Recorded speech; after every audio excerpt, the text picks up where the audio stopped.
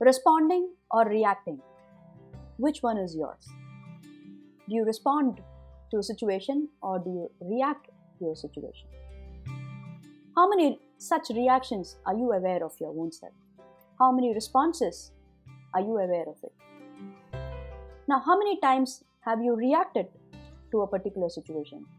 How well do you recognize your own patterns, your own triggers, your own hot buttons? In this episode, we will deep dive into recognizing your patterns because pattern is everything. The entire universe is pattern. Each one of us, each living organism has a pattern.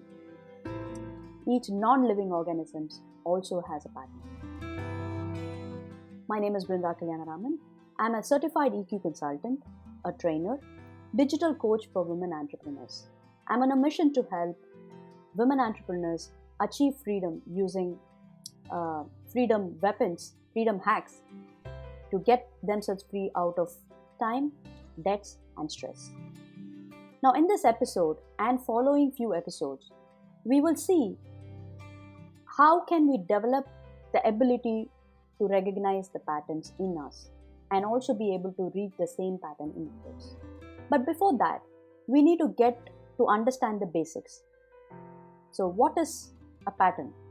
And what could be a trigger? And what are recurring patterns in us? And what could be the supportive and non-supportive patterns? Now, first of all, what is a pattern? If you have noticed, in a pile of sand, when it rains and after the rain gets over, and if you notice, there'll be a pattern created. The water would have flown and there's a pattern entrenched there. There's an impression created. So patterns or impressions. And when that impressions gets ingrained in us, it becomes a habit, and then it becomes a character, and then it translates as a behavior. And if those patterns are not addressed, it's going to, create you, and you will be full of patterns. The most admirable part is all of our patterns, almost all of them, are unconsciously created. And that's when we are getting into the autopilot mode without any effort. Because it doesn't require any effort, we easily adapt to it. Now, it's very important to change, course correct, or at least aware of those patterns in order to respond effectively to a given situation. Okay? We will quickly see what should be a trigger or a pattern, whether it's supporting or it's not supporting. Has it become a hot button for you, or you're okay about it? Usually a trigger could be, he did this to me, she did this to me, I can't believe that they can do this to me. Usually it's easy for us to blame others for our emotional reactions. But the truth is, our reaction arises from a preconditioned sensitivity with some trigger or a stimuli in us. We find it convenient to blame others, but then we find it hard to acknowledge that it is hurting our feelings, and we find it hard to dig deep in it. Each of us has our own unique, triggers, hot buttons. You must have noticed this. In a given situation, there'll be a set of people where you will find yourself upset with somebody because of some behaviors, but then there could be your own friends sitting beside you without getting affected. They don't seem to be affected with this event at all. That means each of us has our own unique triggers that is built within us for our own value system, our own reasons. Now, those reasons that I relate that to value system, set of value systems that it would have been instilled in us during our early age. Within 7 years is when we are forming our own personality. That's what research says. So it's that early we are forming our personality, behavior, styles, etc. Now, question to you is, do you know what is your hot buttons? What ticks you off? What puts you off? Who is that one person at your home you're not very comfortable, whenever he utters something, it just puts you off? Who is that one person at work? What is that one event, or what is that one behavior you find in any person that puts you off? Are you the same when it occurs at your home or in public? Do you find the same pattern recurring in yourself again and again? What does it suggest you? Would you react? Would you confront them, or would you withdraw? Would you shut yourself? So, what is your options? Take a pause, grab a pen or paper, think through, and list down 2 or 3 hot buttons you may have. See, your family can press your button, better than anybody else if you want to test it. Okay? And if you're trying to be different person from home and of any other situation, you're only cheating yourself. See, one day or the other, it will definitely pop up. It will definitely come to surface. It's best to acknowledge and address it, whichever situation you are in. And I can prove it to you that your hot buttons is nothing but your value systems. When somebody cuts the line off, when somebody cuts the signals, it's putting you off because in you, some amount of discipline is expected with everybody irrespective of any situation. When someone lies, right, I get immediately upset, whether it's an adult or a child. My daughter tries to, fool around me by telling few lies, not intentionally. But then, whether I'm in a relaxed situation or when I'm in an intense situation, doesn't matter. When I find that it's a lie, I really get upset.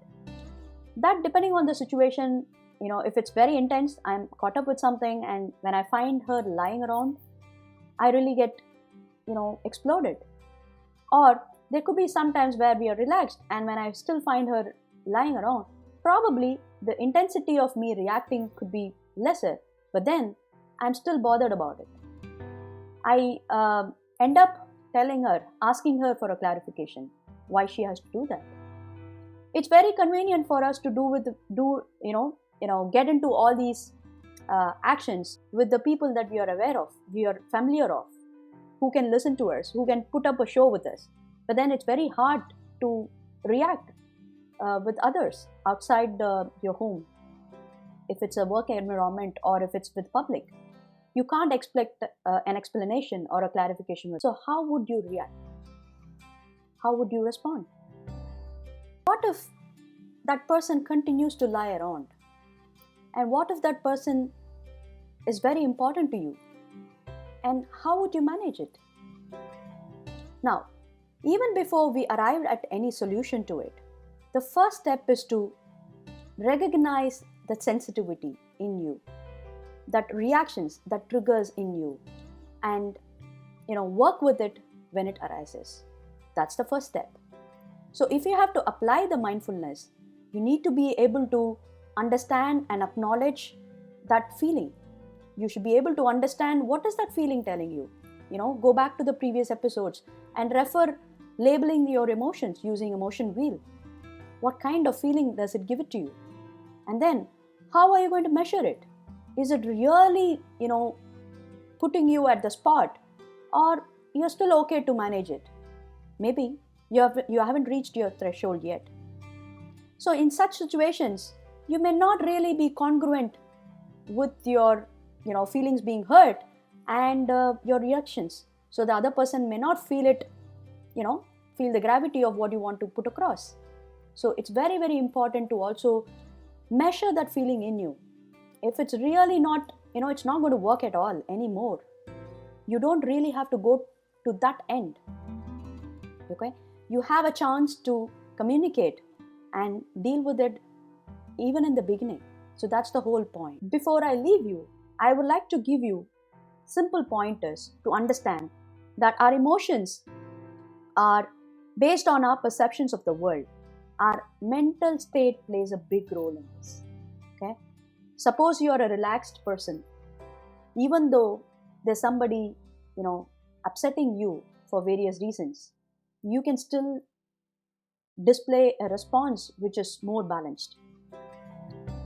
Although that's disturbing you, you will have the ability to communicate well with them. And that's emotionally intelligent. The second thing is, when we are already frustrated, we are more likely to see the slights. When we are already afraid, we are more likely to get threatened. So it's all the more important to know your current feelings. You should have the ability to label your own feelings. Okay? Third, it's essential that we check in ourselves and know where we are at, honestly, without any bias. It's a reality check for your own self by your own self. The better and quicker we have this self check-in done, the less likely we are going to overreact. There could be some mindfulness, hacks that you can go through when you are able to recognize that trigger coming from an event or from your interaction with somebody. You can immediately notice that before it gets built up. The first step that you can do is you got to name the emotional reaction that you are experiencing. Whether it's supporting or non-supporting, it's fine. Drop that blaming storyline saying, it's his fault, it's her fault. Instead, look within, acknowledge that it is hurting you. And then you will be prepared to see or deal with it. Third, drop the aspect of defending yourself and instead take a pause. It's absolutely fine to take it, because anyway, you're going to communicate back to them. If you have that agility, if you have that balance in your mind to, we always have this urge to give it back, right? It's fine. There are many other ways to give it back. But when you want to acknowledge your own emotional reactions, your own patterns, it's important to take that pause and acknowledge that, yeah, it is hurting. And then you will see immediately there'll be a shift in your responses. If you don't find it as, bothering you, if it's not hurting you, you may feel like, okay, this is nothing. And all you can do is you'll just move on and it will get piled up. When it is piled up, you will one day for sure explode. The whole aspect of doing this exercise is to recognize that build-up, notice that build-up before it occurs, before it triggers. Okay? Take the time to feel it and then investigate your own emotions. Reflect on it. Okay? See, when I say these steps, it might look, it's going to be taking a long time for you, but when you put it in practice, it's all momentarily done. Okay? Now, as the last step, you're going to identify this is your hot button. Okay, this is what is triggering me. Now, if you are able to understand that pattern well, you will start noticing how many times that it is recurring. Okay? Don't worry. In the next few episodes, I'm going to guide you across, deep dive in it, and see how we can handle that. Until I see you in the next episode, I want you to go back and look at the previous episodes on, how do you label your emotions, how do you acknowledge, and how do you use self-distancing techniques to be in that moment and taking a pause, and also recording your every feelings of the entire day that you have gone through. The more you start recording, you will also see a pattern in that. As I said, patterns is everywhere. It's a deep topic, okay? So we are just starting off, and that's why it's a first step in emotional intelligence. And it's a first, most transformative part of self-awareness zone. So I hope you will share your thoughts, leave your experiences as comments below. Most important is, please share it with others or tag somebody. If you're watching this in Facebook or if you're watching this in YouTube, please share it with people whom you think it's beneficial. Until I see you next, Stay safe and stay hungry for learning. Bye-bye.